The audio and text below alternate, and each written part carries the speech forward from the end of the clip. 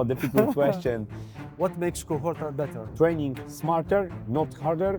But in Poland, it's still mindset that you must do 3 trainings per day, that you will be the best guy, must do one strong punch, I knock down my opponent, I win. I'm loving it. We have a first tournament in 99, Fame MMA starts, that it will be the bullshit. Their coach is a completely different idea. A good fighter is not wait 4 years to first fight, but after 3 months, 4 months, 5 months, go on the first fight. If you focus on the training, if you focus on the students, the Stability. same move. Yeah, the same move, but you stabilize all the body. Yeah, it's really not difficult. Dzień dobry Państwu. How are you guys doing? Today it's a special day here in Kohorta.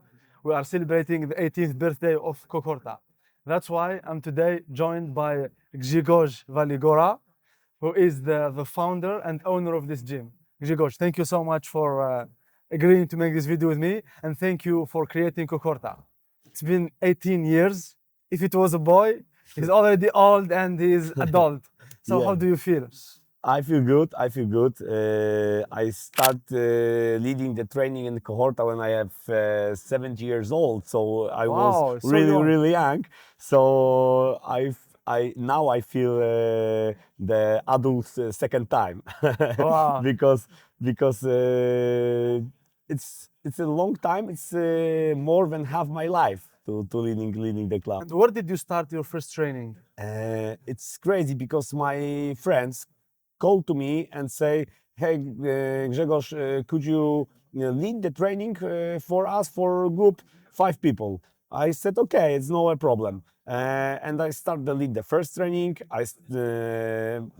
To the group join more people. Second training, more, and after 1 month, we have the biggest group of this place where are leading the training. So we open the second. It's not my plan to be a trainer, but the people come to me and ask me about the join to the group. I said, okay, it's not a problem. And we opened the second group, third, and that's the reason that Kohorta born. It's not my plan to being a trainer. Yes? Really, you see, like everything, they say everything happens for a reason, yeah? Yeah. And yeah, from exactly. the way I see you teach the classes, you're very like analytic, you're very hands-on, you explain things slowly. I think that's why people like to train with you. Even my friend, he said, I prefer Grzegorz than Macia, because Macia is always go, but Grzegorz is also, you show the techniques and everything. And when did you start fighting, like as professional?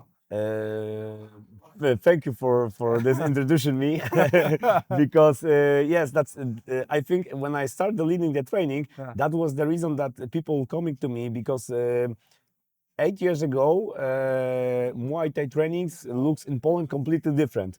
They wearing the boxing glove, shin pads, and they all only do a sparring for 100%. The people after the training coming with a broken nose, with cutting eyebrow. So it was crazy. And I before also studied Brazilian Jiu-Jitsu, and in Brazilian Jiu-Jitsu. Was the mindset that it must be slowly, light, explain the technique, and I put this kind of leading the training to Muay Thai and start to lead Muay Thai training like Brazilian Jiu-Jitsu. We step by step how to do basic things and add step by step and other things.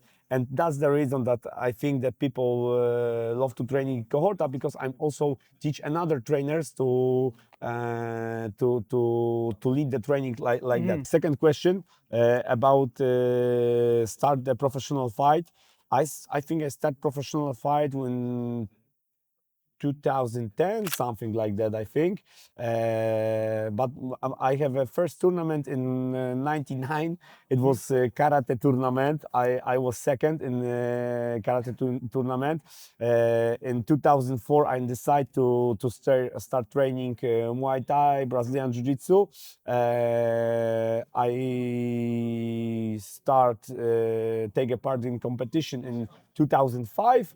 And in 2010, I think 2009 or 2010, I started first professional fight, and I finished my career in 2011 because I haven't got the time to be a trainer and leading the training and be a professional fighter. It was very difficult because my club grow in every month. It was crazy to do the work like a trainer, work like a fighter. Yeah, I can imagine. Plus, you are a businessman. You have your own investment company, Yeah.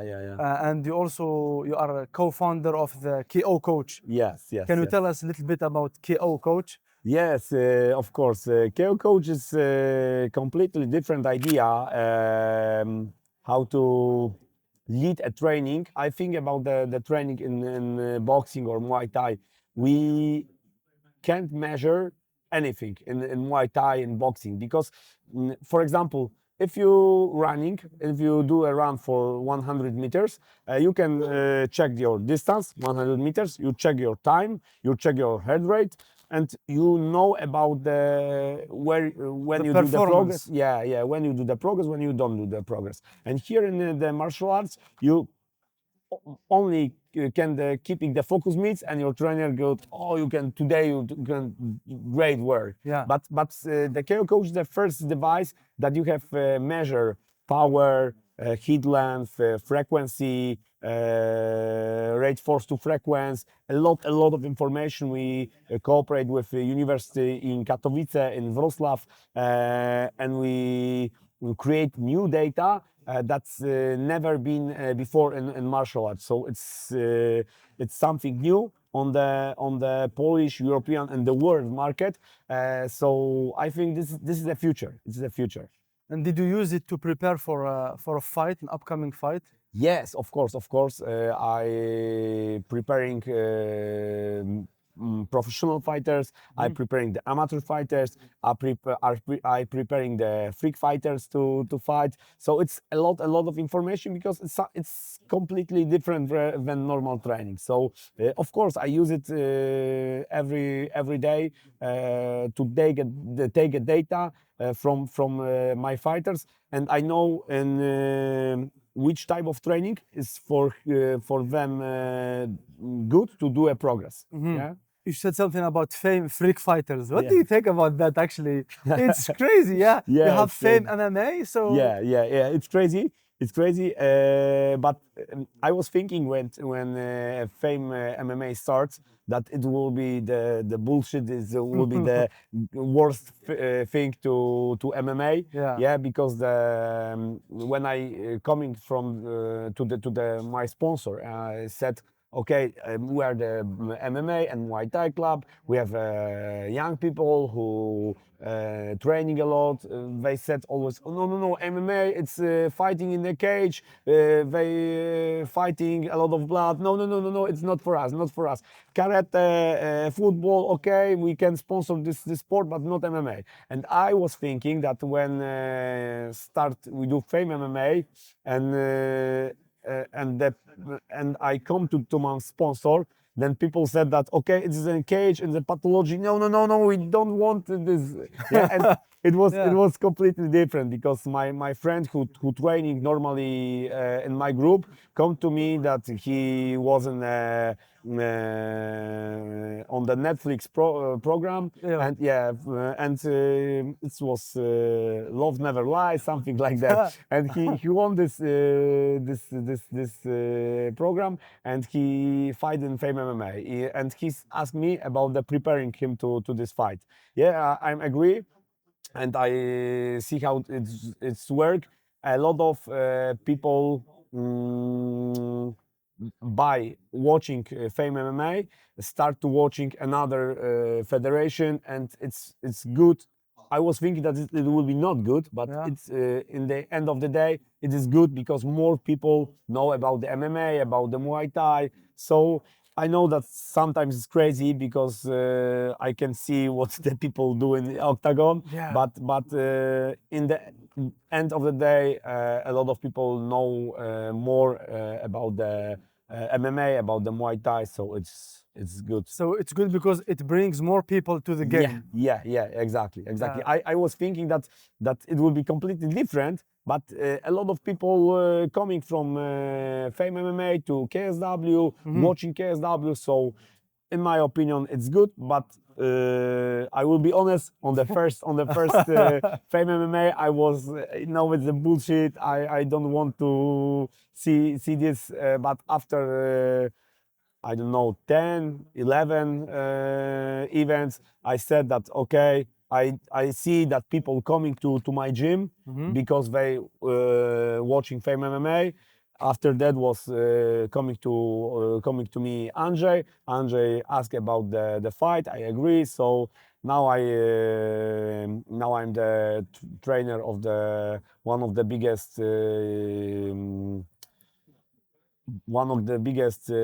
freak fighters in the Poland. What's his name?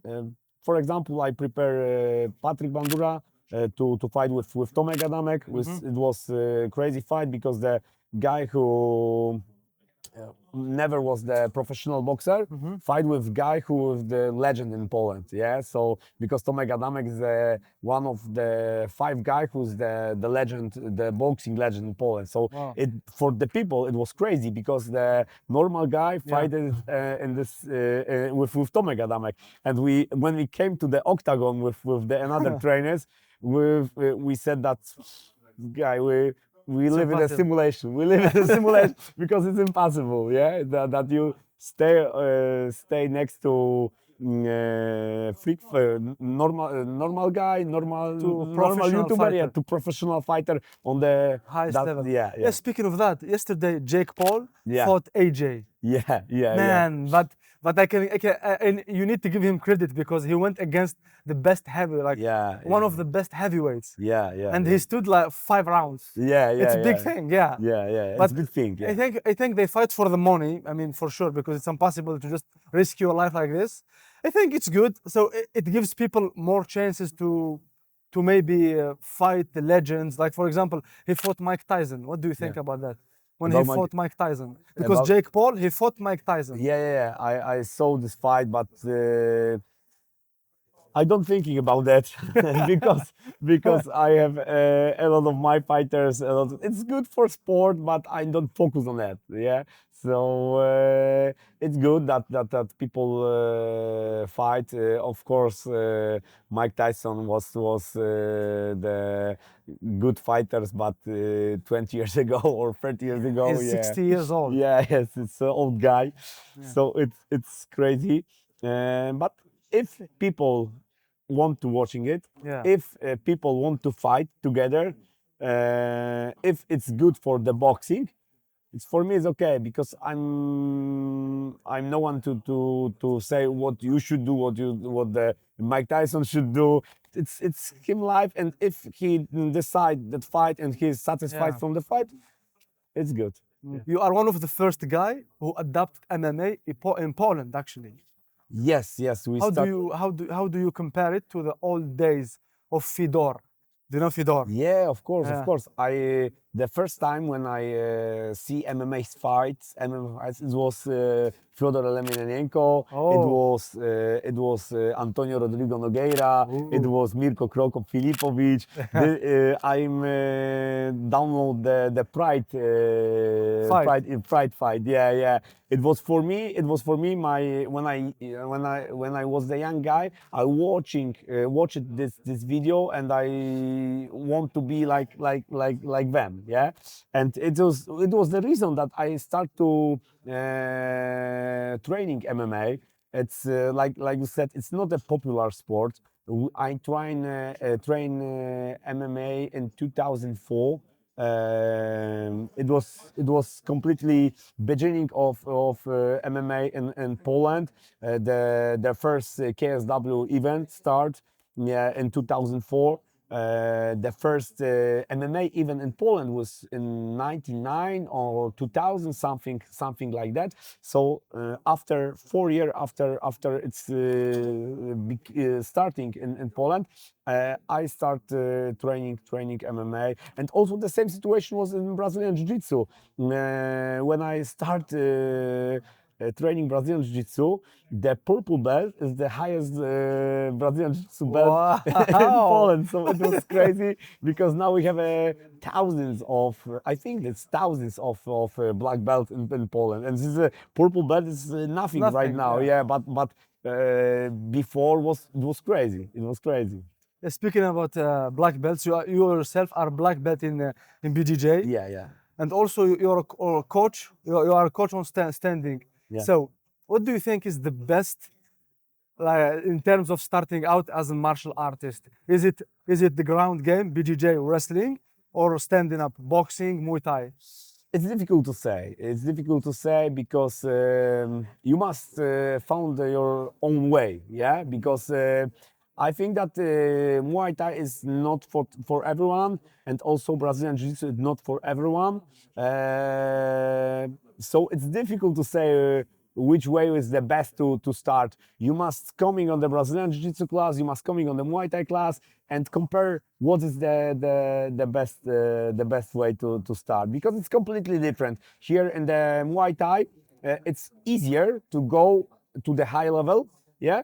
But in Brazilian Jiu-Jitsu, it's a longer way, yeah. Because for example, in Muay Thai, if you are the tough guy, you are strong and you have a strong guy. It's easier to go to high level, but on the top of the top, it's difficult to win because everyone is preparing, got a good stamina. It's strong, so it's difficult to compare on the high level. But in Brazilian Jiu-Jitsu, if you go step by step, any single step is more difficult than before. Yeah, so it's crazy. Yeah, but the problem I saw in BJJ is that people they don't train takedowns. I think that's not a good thing, yeah. Because in MMA you need to know takedowns. It's impossible. Yeah. If you looking for the best martial arts to MMA, of course I think that Muay Thai is the better than BJJ, because now BJJ is maybe soft is not a good word, but you know, it's not looks like BJJ in '93, where Gracias. Royce Gracie, Royce Gracie, Royce yeah. Gracie fight in the first UFC, because now you have a lot of spider guard, which is completely useful in MMA. You have a lot of position, a lot of guards in Brazilian Jiu-Jitsu, where you don't use it in MMA fight. Yeah. I understand you. That's why it's better for the gyms to let go of the gi. Yeah. I think that's why you in your Kohorta Poznan, you only train no gi. I think.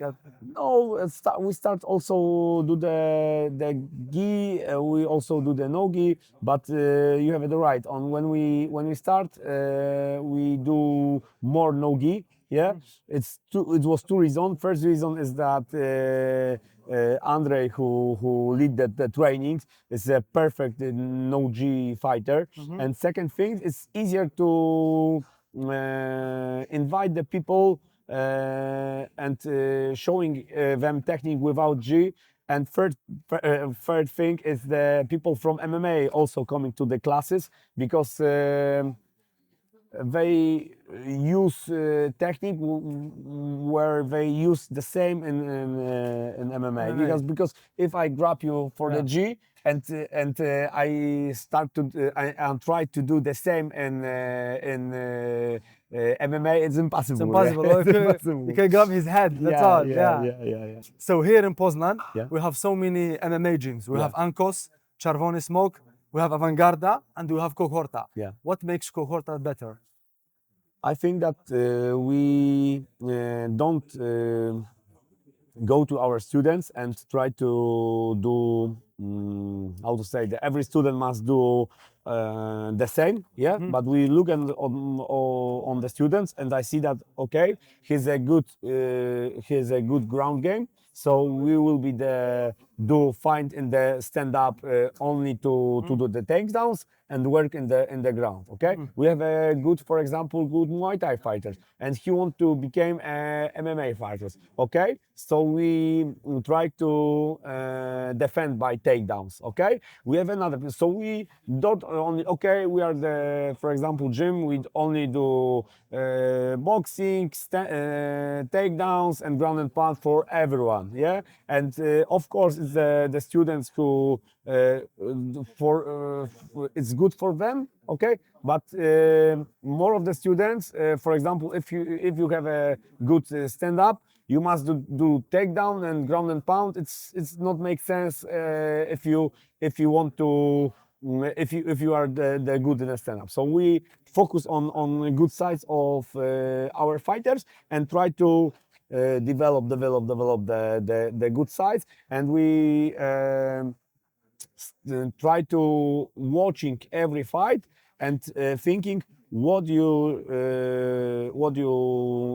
can do better to be better in MMA. And it's one thing that a lot of clubs in Poland have a fighter, for example, who haven't got for first to last fight. We have a lot of fighters who we preparing from the first amateur fight, and we go to the amateur fight, professional fight, step by step, and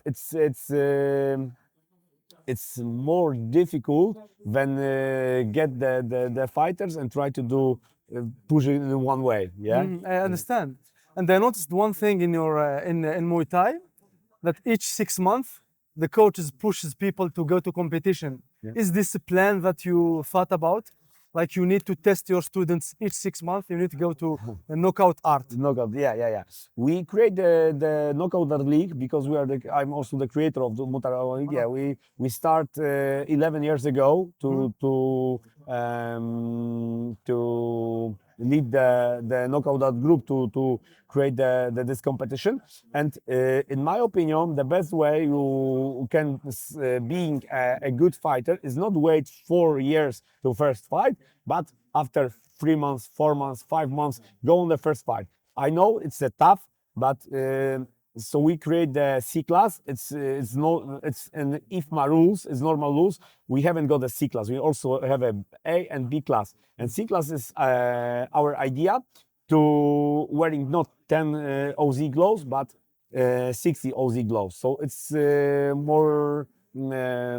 It's less dangerous to fight, and we wear the Shin pads. Yes, and we want to push the fighter. If you, for example, train 5 months, 6 months, and you go to the first competition, yeah, you learn how to fight. You see that it's because people was thinking that, okay, I must do one strong punch, I knock down my opponent, I win, I go to KSW, after that I go to UFC, okay, and they go on the ring and he do one, two punches, after that he is exhausted, okay, and after every single fight, 90% of people coming to me and they said that, or I was thinking that the fight will be completely different, yeah, you know, and that's the reason that I want to push the fighters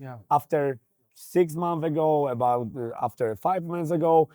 I know it's not look like professional fighter, but they learn how to working on the ring, yeah, on the octagon, which is very good. That's how you find good talents, yeah. Yeah. How many professional fighters do you have right now? Right now it's difficult to account, but I think that more than 10, something like that, 10, 20, something like that. Yeah. That's very good. Yeah. We don't have hundreds of professional fighters, but we focus on the group 10, 20 professional fighters. Focus more on the quality rather than the quantity. Yeah. Because you can have 100 fighters, but if they all lose, so does it make sense? Yeah. But losing in the fight is also good when you learn something. But you have a right. It's not about the quantity, but it's a lot of quality. Yeah. Okay, let's talk about business. Yeah. So you are a coach and also you are a businessman. How do you find time to do all of that? Yes, it's difficult, of course, but if you have a good team, everything is possible. Of course, I have sometimes I've had bad. I have a bad time to. I don't know. Maybe we opened we going on the new market. Here something happened, and I have a bad time. But if I have a good team, it's not difficult to do it, because now, for example, I have a good team with my knockout league. I'm don't do nothing in the knockout league. I have It's a good. good team in a Kohorta. I also do less than 10 years ago. I have another business when I also don't need to put it so much time like 10 years ago. So it's possible, but it's every single day work, put the fix something, if something happen, fix it first and go next step. So it's possible. Yeah, it's possible when you have a good manager or like a system Yeah, to yeah, yeah. manage it. How do you have someone who plans out your day or you plan it yourself? Yeah, I try to different things sometimes. Now I haven't got something who plan my day, but before I have someone who planning my day, my schedule. Now I do it myself, but I have a lot of people to help me in every company. But it's easy to get feedback from this person, and I know what I should put on my schedule, and I do my schedule myself. Before by 2 or 3 years, I have a person who put my schedule, but now I decide to do myself. But it's easier for me because I have people who work in my companies, and they the most important thing, get to me feedback, and after that I decide what I should put in the schedule or not. Mhm.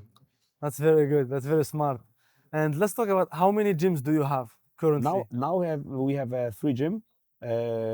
Two gyms is our own object, and one gym we rent from the another company to lead the training. So first one is two is in Poznań, and one is in Rataje, is one part of the city. And second one is in Grunwald. It's also the new part of the city. And third, we have in the Swarzec. It's a small city next to Poznań. Are you planning on expanding, or it's good for now? It's I, too much. yeah, I'm not sure that I'm sure that it's a good time, but I'm not sure that I have enough time. I'm focused to how to expand the KO coach on the another countries, and I haven't got enough time to think about how to open the Kohorta in the new city, because it's one thing more. And when I focus on the gym, I love leading the training. I do it 8 years, and I'm not exhausted about that. Yeah, so I coming on the gym. Of course, sometimes I have a better day, sometimes not. But I always coming on the gym, and after the training, I am satisfied. After the training, I'm loving it. So that's the reason I not to focus on the expansion of the another markets on another cities, but I'm focused on the develop KO coach. I focus about the develop another companies, but it's my good time, and place where I am happy. So that's the reason that I'm leading the Kohorta. It's not about the money. Yeah. And it's more of a passion for you. Yeah. Now it's not the That's passion. Yeah. very good, man. And what's your philosophy in training? Training smarter, not harder. Yeah. Yeah, man.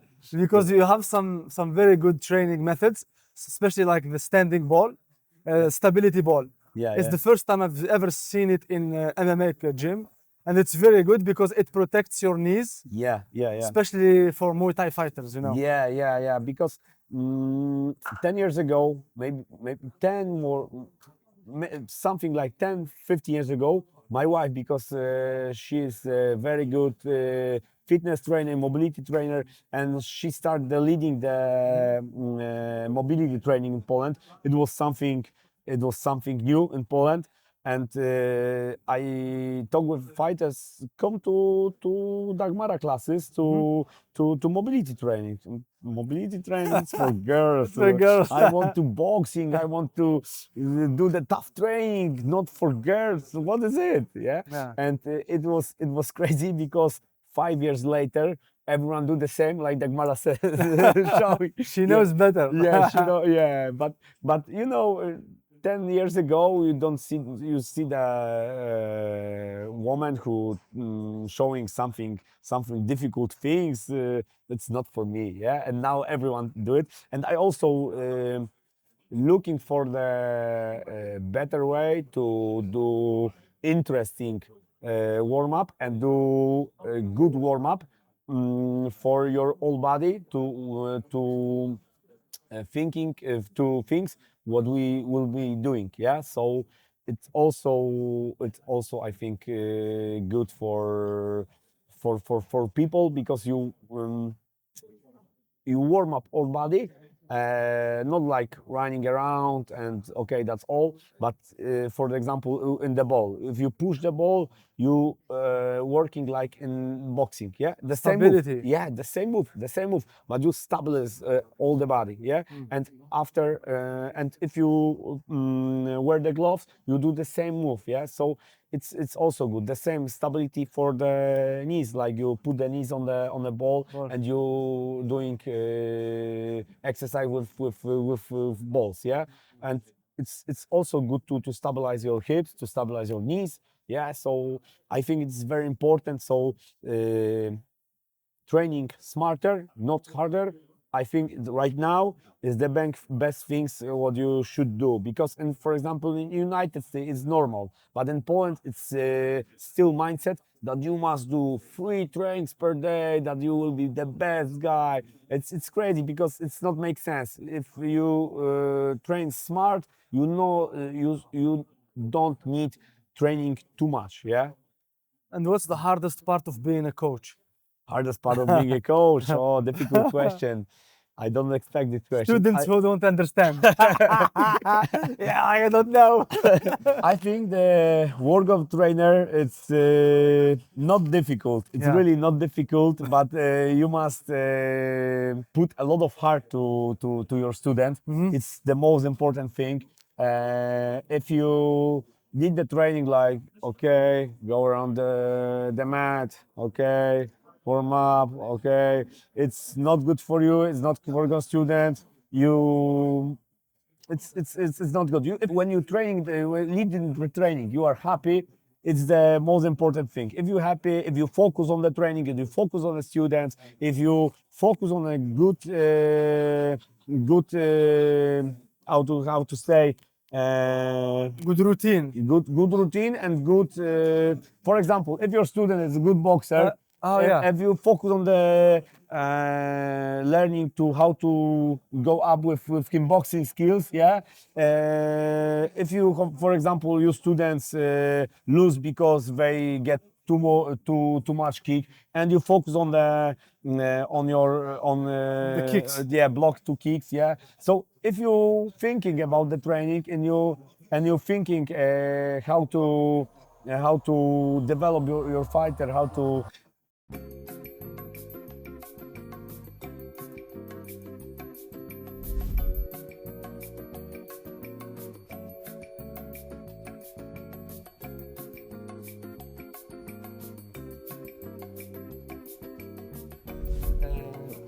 Siema, Maciusiu.